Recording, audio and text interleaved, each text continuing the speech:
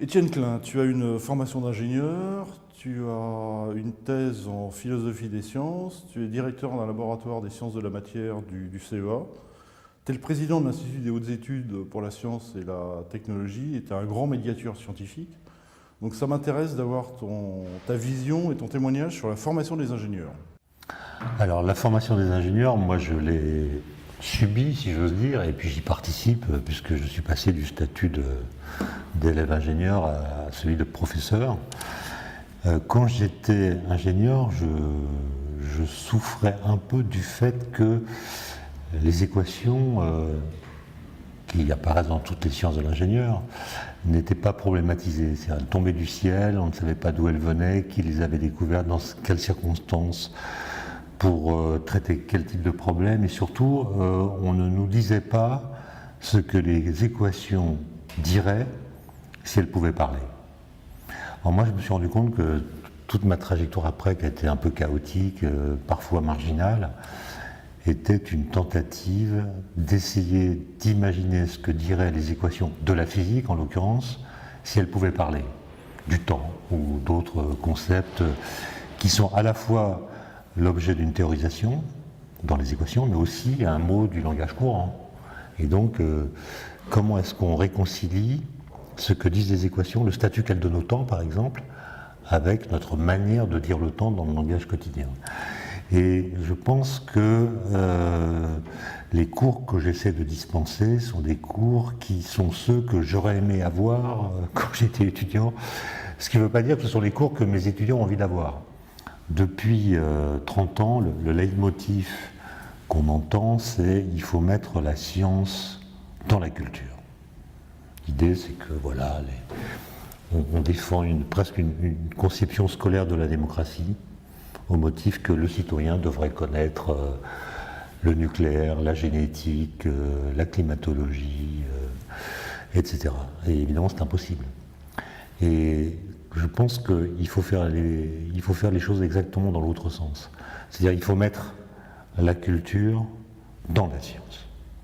Et une fois qu'on aura mis la culture dans la science, alors la science fera partie de la culture, puisque la culture aura en quelque sorte colonisé la science. Ça veut dire quoi? Ça veut dire mélanger l'histoire des sciences avec l'enseignement de ce que les sciences disent, c'est-à-dire qu'il y a des histoires à raconter, il y a des récits à produire qui montrent comment, à une certaine époque, un problème s'est posé, et voilà comment ce problème a été résolu, et continue aujourd'hui à nous servir. Et je pense aussi que, et là ça rejoint, alors pour le coup, une conception citoyenne de l'ingénieur, les ingénieurs et même le grand public, on a tous énormément de connaissances scientifiques. On en a plus que Descartes. Je veux dire, vous prenez Descartes, René Descartes, vous le mettez aujourd'hui sur un banc d'une classe de terminale où il assisterait à un cours de mathématiques, il va avoir du mal à suivre. Hein. Les matrices, Miracle ne connaît pas. Les équations différentielles, ne connaît pas. Donc, Descartes, en mathématiques, en sait moins que nous. Enfin, il sait d'autres choses, hein, mais il y a des choses que nous apprenons aux adolescents que lui ne connaissait pas. On sait par exemple que la Terre est ronde, on sait qu'elle tourne autour du Soleil, on sait que l'atome existe, on sait que l'univers est en expansion. Tout le monde sait ça. En revanche, quand vous demandez à ceux qui savent cela comment on a su cela au cours de l'histoire des idées, on se rend compte que nous n'avons pas une très bonne connaissance de nos connaissances. Par exemple, nous ne savons pas très bien dire comment on a su que la Terre était ronde dans l'histoire des idées. Quels étaient les arguments, quels étaient les contre-arguments, et qu'est-ce qui fait qu'à un moment donné, les gens se sont convaincus que la Terre était ronde, bien avant de voir qu'elle était ronde. Parce qu'évidemment, maintenant, on a des photos de satellites ou d'autres. Je crois que la première photo de la Terre ronde, c'est 1956. Donc là, on voit qu'elle est ronde, mais on a su qu'elle était ronde avant de voir qu'elle était ronde. Et je pense que si on n'est pas capable de dire d'où vient que nos connaissances sont devenues des connaissances, c'est-à-dire qu'on les traite un peu comme des croyances. Et ça, c'est pas très bon. Et c'est vrai aussi pour la technologie. qui est la cour de jeu des ingénieurs. Alors la technologie, moi ce que j'observe chez mes étudiants, et je les comprends parfaitement, c'est qu'ils ont tendance à considérer que la connaissance est quelque chose qui est périphérique à leur cerveau. C'est-à-dire que la connaissance, elle est dans les outils numériques, dans Internet, dans des téléphones, même qui sont des sortes d'encyclopédies portatives. C'est-à-dire que toute la connaissance est autour de nous, et il n'est pas nécessaire de l'avoir en soi, comme le pensaient les humanistes. Il suffit d'être habile dans le fait d'aller la chercher en cas de besoin. Et je pense qu'ils ont raison, parce que la connaissance nous dépasse complètement et on ne peut pas complètement l'assimiler. Cela dit, moi je pense qu'il y a quand même des choses qu'on doit savoir de façon autonome. C'est-à-dire qu'on soit capable d'enseigner, par exemple, sans avoir à se référer à quelque chose qui n'est pas déjà installé en nous. C'est-à-dire qu'il y a des choses qu'un ingénieur doit savoir parce qu'il est ingénieur. Mais est-ce que c'est le câblage des circuits ou est-ce que c'est ce qu'on met en mémoire? Moi, je pense que l'ingénieur, il a un statut social qui est déterminé par le statut des ingénieurs en France. Un ingénieur, c'est quand même quelqu'un qui... Comment définir? Moi, je dirais qu'un ingénieur, c'est un intellectuel de l'agir technologique. C'est pas simplement un technicien, c'est un intellectuel, c'est-à-dire il doit être capable de dire pourquoi il fait ce qu'il fait, quel sens cela a pour lui et qu'est-ce qu'il vise comme nouveauté par les innovations auxquelles il contribue. Il doit être capable d'appréhender différentes disciplines et différents domaines, y compris des domaines qui ne sont pas des domaines technologiques. Absolument, il doit circuler dans les savoirs, il doit comprendre comment l'innovation peut provoquer des résistances de la société parfois. Et aussi, je reviens là-dessus, il est dépositaire de la connaissance, enfin, d'une certaine... C'est-à-dire que quand on a un ingénieur devant soi, on se sent autorisé à l'interroger sur des choses, des savoirs dont il est considéré comme le porteur obligatoire. Pour ça, moi je milite pour que les ingénieurs aient quelques notions de théorie de la relativité, par exemple. On est en 2017, un ingénieur doit connaître les principes de base de la théorie de la relativité, même si ça ne lui sert pas dans son activité quotidienne, simplement parce qu'il est ingénieur et à ce titre-là, il est héritier. Il est héritier et dépositaire d'une histoire, et pas simplement créateur de nouveautés, comme on pourrait le laisser penser quand on ne pense qu'au numérique, par exemple. On pourrait dire que le numérique change tout, il faut tout inventer, et le passé ne compte plus. Je pense que s'il y a des connaissances théoriques qui sont dignes d'être maintenues dans le temps, sans qu'elles soient directement utiles. Quelle lecture de la complexité? Alors, il y a beaucoup d'ingénieurs qui font d'élèves ingénieurs qui sont passés par les écoles, les classes préparatoires, pas tous. Et dans les classes préparatoires, on résout des problèmes parfois très difficiles, mais par définition solubles. Il y a une solution. Et dans la vie de l'ingénieur, mais dans la vie tout court, il y a des problèmes pour lesquels il n'y a pas forcément de solution. Il peut y avoir plusieurs solutions qui ont des avantages, qui ont des inconvénients, et l'ingénieur, il doit circuler dans cette complexité. Et donc, il faut rompre avec l'idée qu'on peut acquérir en classe préparatoire que tout est simplifiable, étant simplifiable et résoluble, si j'ose dire, alors que dans la vie, il y a des compromis, il y a des solutions qui sont parfois pas optimales et qu'il faut pourtant choisir. Et donc, l'ingénieur, il doit avoir à la fois le sens de la rigueur, il y a une solution, et en même temps une souplesse d'esprit qui lui permet de circuler entre différentes possibilités qui ne sont pas forcément égales du point de vue de l'intérêt qu'on peut leur accorder. Et que tout n'est pas modélisable. Il y a des choses qui ne sont pas modélisables et n'existent pas que les choses qu'on est capable de décrire simplement. Voilà, il y a des choses complexes. Je pense que les ingénieurs du futur, et même du présent, sont des gens qui vont être et qui sont déjà confrontés au big data. Les big data, c'est quand même une révolution, peut-être dans la façon de faire de la science, peut-être aussi dans la façon d'être ingénieur. Parce que les big data, pour ce que j'en perçois, je commence à lire des articles là-dessus, en fait, elles ne parlent pas, les données. Donc pour les faire parler, il faut disposer de logiciels intelligents qui vont détecter dans ces big data des régularités de comportement, par exemple, chez les consommateurs, dans les indices boursiers, dans le trafic automobile, etc., etc. Et on voit des corrélations, des espèces de lois générales qui apparaissent et qui nous font croire peut-être que ce sont des vraies lois, alors qu'en fait, elles ne font que condenser de façon très schématique ce qui a déjà eu lieu. Et donc elles ne permettent de prédire le futur qu'à la condition que le futur ressemble au passé. Je vous donne un exemple. Le PSG a perdu 6-1 au match retour de la Ligue des Champions à Barcelone. Ils avaient gagné 4-0 à l'aller. On les a bassinés pendant plusieurs semaines à leur dire qu'aucune équipe n'a remonté un 4-0 à l'aller. Il y a eu, je crois, 289 matchs gagnés avec 4-0 et jamais dans l'histoire. Les big data nous disent que jamais dans l'histoire, une remontée n'a eu lieu. Et donc, ils se sont dit, ça n'a jamais eu lieu, donc c'est impossible. Et voilà, bon, un exemple où les big data ne peuvent pas prévoir la nouveauté, en l'occurrence, il y a eu, pour la première fois dans l'histoire, une remontée. Et donc, la question c'est, est-ce que dans le futur, nous allons nous perdre à détecter dans les big data des corrélations?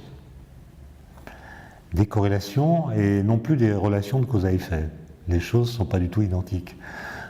Coluche avait bien remarqué ça quand il disait n'allez jamais à l'hôpital parce qu'on y meurt 10 fois plus que dans son lit.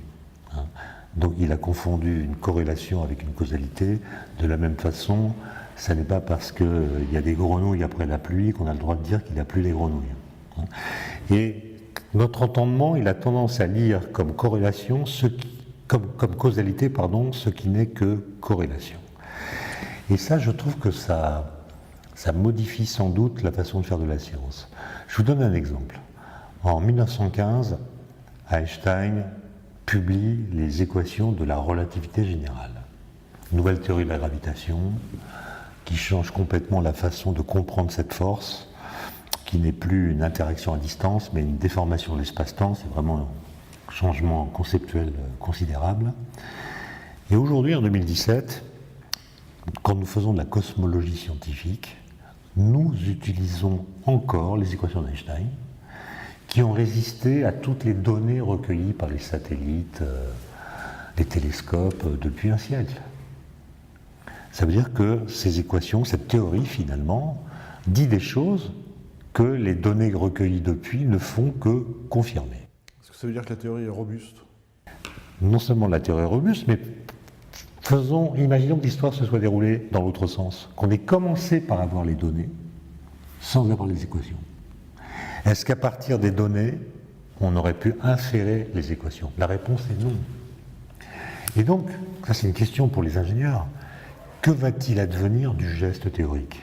C'est-à-dire du fait qu'on pose une hypothèse, qu'on l'enrobe de théorie, on la rend prédictive, et ensuite on va vérifier par acquisition de données spécifiques si cette théorie est robuste ou pas, si elle est valide ou pas.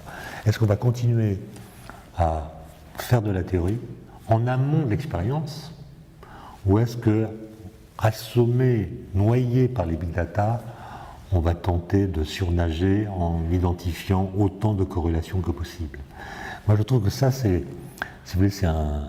un défi pour les ingénieurs, parce que quand je reviens à Einstein en 1915, on ne savait rien sur l'univers. On ne savait pas qu'il y avait d'autres galaxies, on ne savait pas que l'univers était en expansion. Les seuls objets célestes qui étaient connus, c'était les étoiles, les planètes et les comètes, c'est tout. Les trous noirs, les supernovas, non. On ne savait pas d'où vient que les étoiles brillent. Donc par rapport à aujourd'hui, on ne savait rien. Et pourtant, alors qu'il y avait très peu de données, on a pu trouver les bonnes équations. Voilà. Aujourd'hui, on a beaucoup de données. Que vont devenir les équations? C'est un peu ça la question que je me pose. Et je pense que c'est une question pour ingénieurs, pour le coup. Comment faire en sorte de redonner confiance dans la science? Et quel rôle les ingénieurs peuvent avoir dans la médiation scientifique? Alors moi, je fais partie d'une génération qui a reçu un enseignement dans une école d'ingénieurs à une époque où on disait encore le mot progrès. C'est-à-dire l'activité scientifique et technique était enchâssée dans un projet de civilisation, le bonheur, la liberté, si on prend Descartes, c'est-à-dire que l'idée c'était de faire advenir un monde meilleur, configuré à l'avance, qui était l'an 2000. L'an 2000 était l'objet de toutes les projections, c'était dans les années 80, au début des années 80, donc on parlait de l'an 2000 tout le temps. On le représentait, on expliquait comment on allait voyager, se nourrir. Il y avait une projection vers le futur, c'est-à-dire que le futur était représenté, au deux sens du terme, il était illustré, et en même temps il était mis dans notre présent. On pouvait le voir, et donc tracer un chemin individuel qui nous dirait à chacun d'entre nous comment on irait du point où nous étions vers ce futur qui nous était présenté. Aujourd'hui, le mot progrès a complètement disparu des discours publics. Il a été remplacé par le mot innovation, qui n'est pas son synonyme.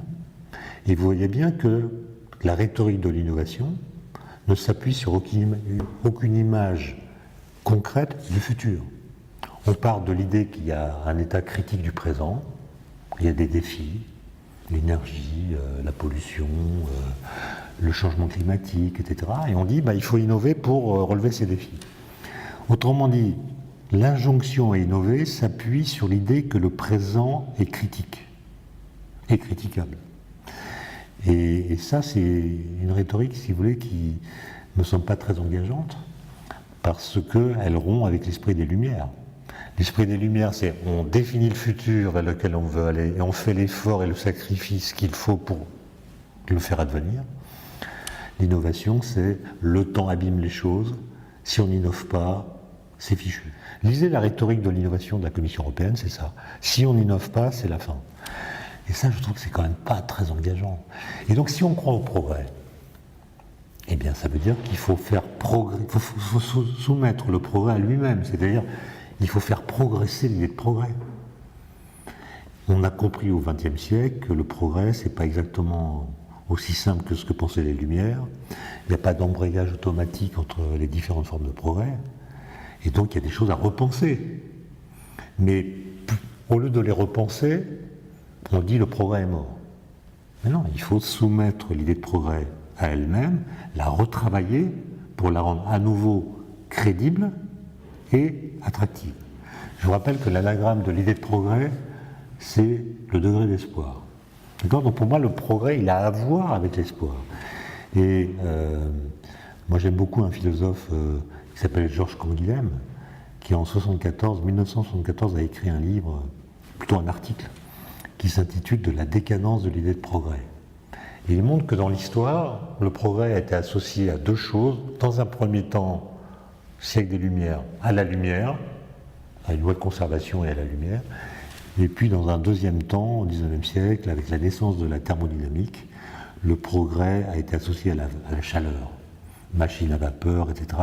Donc c'est la thermodynamique qui a fait que l'idée de progrès s'est dégradée en agitation thermique. Et qu'aujourd'hui, le symbole du progrès, ça ne peut plus être la lumière, ça ne peut plus être la chaleur. C'est quoi ? Il faut en trouver un. Autrement dit, et ça je trouve que c'est un défi pour les jeunes générations, c'est de redonner un sens au mot progrès qui soit crédible et qui fasse que leurs activités aient un sens pour eux et aussi pour la société. Parce que l'ingénieur, il est censé pas simplement se faire plaisir, mais aussi faire des choses utiles à la société. Et je trouve que ça, c'est évidemment à eux de faire ce travail réflexif, puisque c'est eux qui vivront dans le futur, plus que nous. Merci Étienne.